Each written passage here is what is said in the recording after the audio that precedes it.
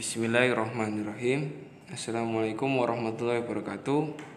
Saya Syafil Kurniawan dari kelompok 4 izin mempresentasikan hasil kerja kelompok kami yang beranggotakan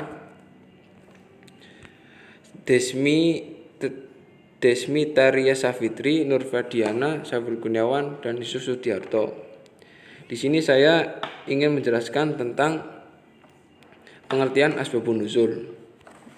Secara bahasa, asbabun nuzul berasal dari kata asbab yang berarti sebab dan al-nuzul yang berarti turun. Dengan kata lain, asbabun nuzul dapat diartikan sebagai sebab-sebab latar belakang turunnya Al-Quran. Dalam Al-Quran, kata asbab diungkapkan sebagai 4 kali dalam bentuk singular atau tunggal dan 4 kali dalam bentuk plural atau jamak. Keempat bentuk tunggal tersebut berkenaan dengan kisah Dzulkarnain yang diabadikan dalam firman Allah, wa atina min kulli syai'in sababa fa'atba'u sababa.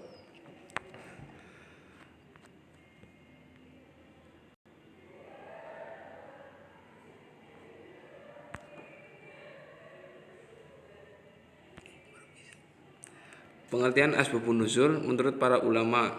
Yang pertama dari Nurcholish Madjid.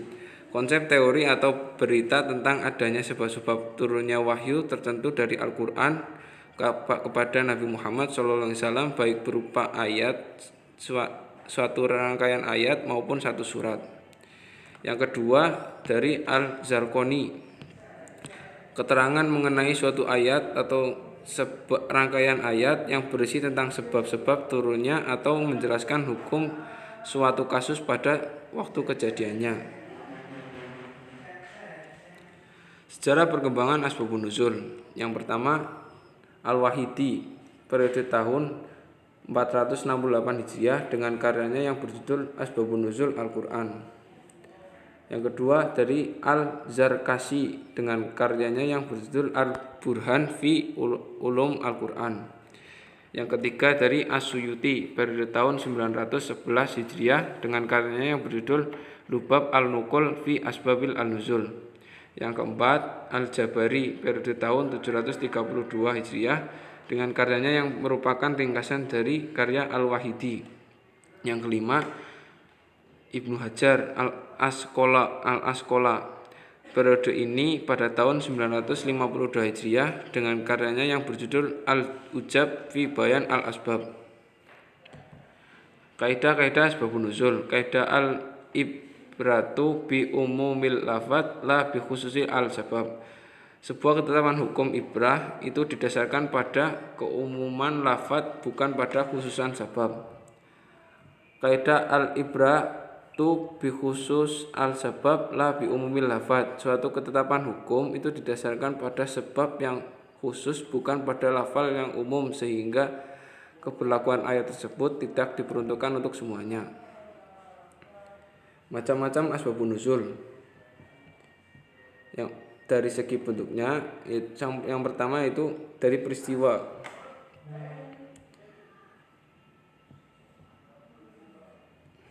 Adapun sebab-sebab asbabun nuzul yang berbentuk peristiwa dapat dibagi menjadi 3. Yang pertama peristiwa berupa pertengkaran atau persengketaan. Yang kedua peristiwa berupa kesalahan yang serius. Yang ketiga peristiwa berupa hasrat atau cita-cita yang keinginan. Sebab yang kedua yaitu pertanyaan. Sebab asbabun nuzul berupa pertanyaan juga dikelompokkan menjadi 3 bagian. Yang pertama pertanyaan yang berhubungan dengan peristiwa masa lalu. Yang kedua peristiwa yang berhubungan dengan suatu yang berhubungan dengan masa sekarang. Yang ketiga peristiwa yang berhubungan dengan masa depan. Berdasarkan jumlah sebab dan ayat yang turun, asbabul nuzul dibagi menjadi 2. Ta'adud al-sabab wa al-nazil wahid. Intinya yang terkandung dalam ayat yang diturunkan hanya 1 dan sebab juga 1. Yang kedua ta'adud al-nazil wa al-sabab wahid.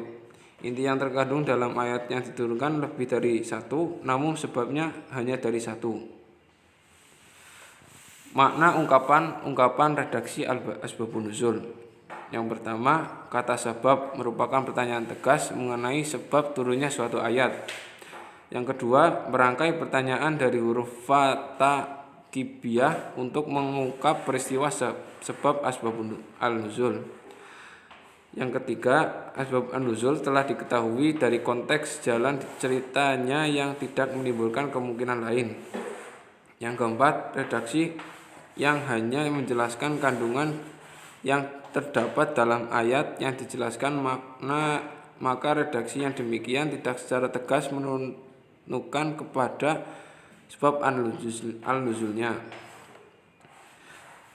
Pentingnya asbabun nuzul dalam memahami ayat Al-Quran. Yang pertama, untuk mengetahui hikmah diundangkannya suatu hukum dan perhatian syara terhadap kepentingan dan kebutuhan umum dalam menghadapi segala peristiwa. Yang kedua, membantu seseorang dalam memahami suatu ayat sekaligus dapat menghilangkan kesulitan yang terdapat di dalam ayat. Yang ketiga, dapat memberikan pemahaman bahwa hukum yang dibawa oleh Al-Quran khusus untuk memberikan penyesuaian terhadap peristiwa atau pertanyaan yang menjadi sebab al-nuzulnya ayat itu.